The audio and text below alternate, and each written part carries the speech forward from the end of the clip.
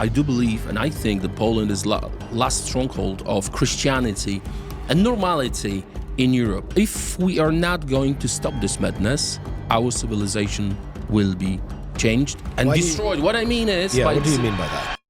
Just how many illegal migrants are slipping into Poland each year? How many refugees has Poland taken?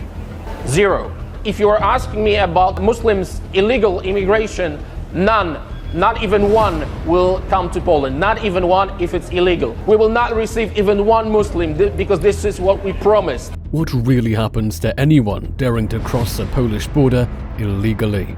Let's say I'm from Syria, I want to go through this wall, I break through the wall, what happens to me next? You're killed, dead, shot. You will die like a dog. Who's behind this organized invasion, and exactly who stands to benefit? You are responsible for every rape, every violent attack, every tragedy caused by illegal migrants because you are inviting them to come to Europe. And for what you're doing, you should actually go to prison and not to the European Commission. Welcome back to Breakpoint.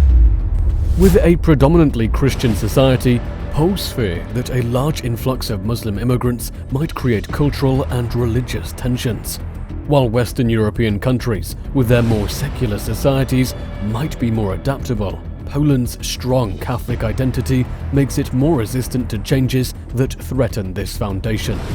The sentiment is often summed up with a Polish proverb: big water brings trouble. For Poland, immigration is seen as this big water, a force that, if unchecked, could flood and alter the very landscape of Polish life. Don't go anywhere as we analyze all the nitty-gritty details of Poland's anti-migration policies and what they mean for the political and demographic landscape of Europe. Poland has a long history of being invaded and partitioned by powerful neighbors, including Germany and Russia.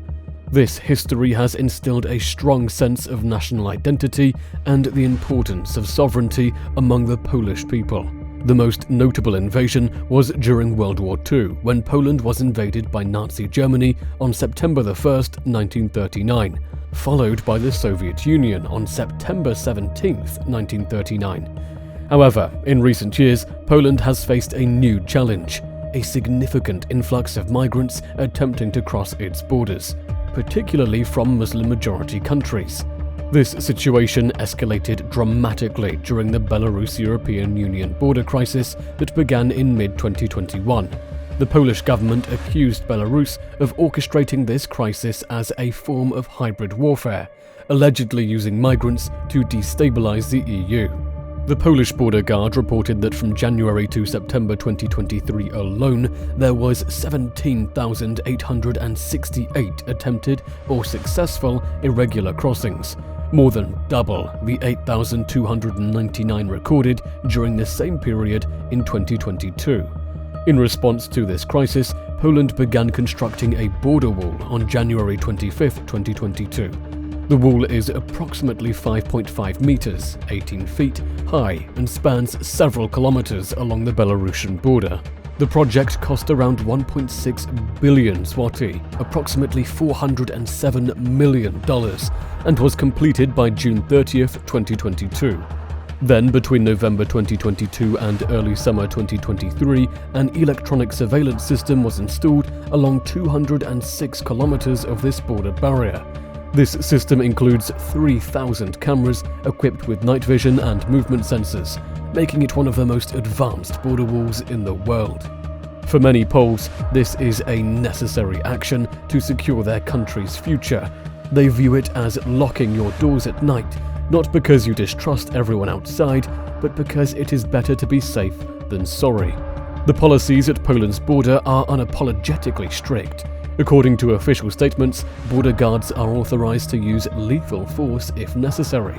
Now, while this might seem drastic, Polish leaders argue that desperate times call for desperate measures. With the increase in migrant flows orchestrated by other countries, more on that later, Poland feels that a show of strength is needed. To them, this is about setting boundaries.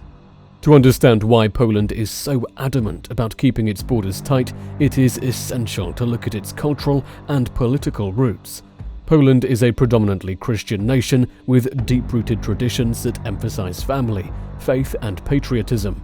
The memories of Soviet occupation, which ended in 1989, are still fresh in the national psyche. This experience fostered a fierce independence and a deep mistrust of any system that could lead to a loss of sovereignty or identity, including communism and left-wing ideologies. Left-wing politics, which often support open border policies, are not as influential in Poland as they are in Western European nations. In countries like France and the UK, left-leaning parties have encouraged immigration, especially from Muslim-majority countries, in the name of inclusivity. However, Poland sees things differently. Many Poles worry that large-scale immigration could lead to cultural clashes and a weakening of national values. With a population of just over 38 million, Poland doesn't have the same capacity as larger Western European nations to absorb and integrate vast numbers of immigrants. For Poles, the motto seems to be, "A friend to all is a friend to none." They're selective about who enters because they believe their heritage is at stake. Poland's policies are a stark contrast to those of Western Europe, which has generally adopted an open arms approach. The United Kingdom, France, and Germany in particular have experienced large waves of Islamic immigration, which has led to significant demographic and cultural shifts. In Poland, such changes are met with considerable resistance. Poles have watched from a distance as Western Europe grapples with issues related to integration and, in some cases, cultural tensions. Poland believes that its culture and values would be compromised if it followed Western Europe's example. They fear that, much like a small leak sinks a great ship, even a modest increase in immigration could lead to significant social and cultural issues down the line. So while France and the UK might say, everyone deserves a chance, Poland responds with, once bitten, twice shy.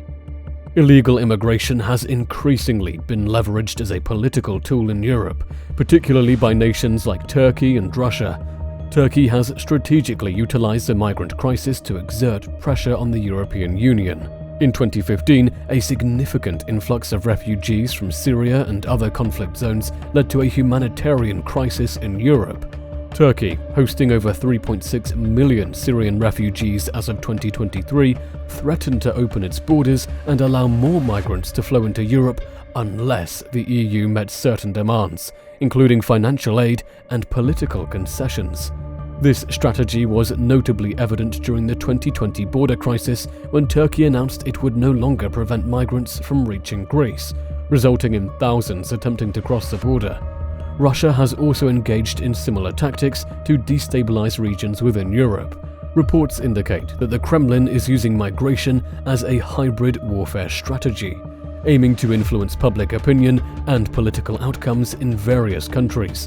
For instance, intelligence documents suggest that Russia plans to deploy a 15,000-man-strong border police force composed of former militias from Libya to control migrant flows into Europe. In recent years, there have been instances where Russian authorities have allegedly pushed undocumented migrants into neighboring countries like Finland. Poland, however, has implemented policies that effectively block this tactic. Together with Hungary, Poland has built a fortress mentality, firmly closing its borders to prevent any attempts by other nations to use migration as a form of political pressure. Meanwhile, within Poland, several prominent political figures have made a name for themselves by championing strict immigration policies. Dominik Tarczyński, a member of Poland's conservative ruling party, has been vocal about his opposition to illegal Islamic immigration. Tarczyński argues that accepting large numbers of migrants from Muslim-majority countries could lead to the erosion of Polish culture and the country's Christian identity. For him, it is about preserving the Poland he knows and loves. We don't want any illegal migration in Poland. This is what we promised. This is why our government was elected, and not even one Muslim illegal migrant will come to Poland, ever. It's not about refugees, but illegal immigrants. It's a law. It's a difference between illegal immigrant and refugee. And you have to remember that if you would try to cross the border, you would be killed. in England, in everywhere else. You cannot cross the border only because it's 100 or 200 of you. On a larger stage, Iwa Zawaszkowska represents Poland's stance within the European Union. She has openly criticized the EU's push for member states to accept quotas of migrants, arguing that Poland has the right to determine its own immigration policies, to say the least. To her, this is about Polish sovereignty. As the saying goes, good fences make good neighbors, and she believes that Poland has every right to decide who crosses its fence. We want a Europe of free and sovereign nations, and not a sick leftist ideology. And all the soldiers that are defending the eastern border deserve a bow, a very deep bow from you. This exploration of Poland's anti-migration policies sheds light on the reasons behind its strong stance. For Poland, it's about identity, history and sovereignty. With leaders like Tarczyński and Zawaszkowska at the forefront, Poland remains committed to preserving its culture and protecting its borders. While some may call this approach extreme, for many Poles it's simply common sense. A stitch in time saves 9. Poland believes that by taking these steps now, they can prevent greater problems in the future. What do you think of Poland's anti-migration policies? Are they too strict? Or do you think other European countries should adopt a similar stance? Share your thoughts in the comments below.